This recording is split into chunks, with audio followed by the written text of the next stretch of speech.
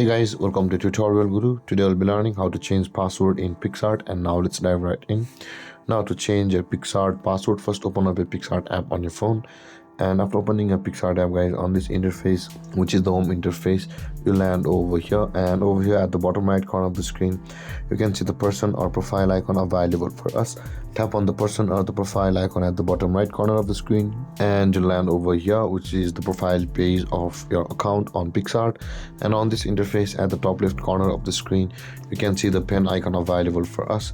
Tap on the pen icon at the top left corner of the screen and you'll land over here, and if you scroll down a little bit you can see the password category over here. Now in order to enter or change a password, you'll be required to tap on the password box over here, and it's kind of panel will appear. Now in order to change your password, you'll be required to enter your current password over here, whichever may it be, and after entering your password, tap on the change button, and on the next step you'll be required to enter your new password and verify your password or reconfirm it on the next step, and then your password will be changed on Picsart. And with that being said, guys, this is how to change password on Picsart.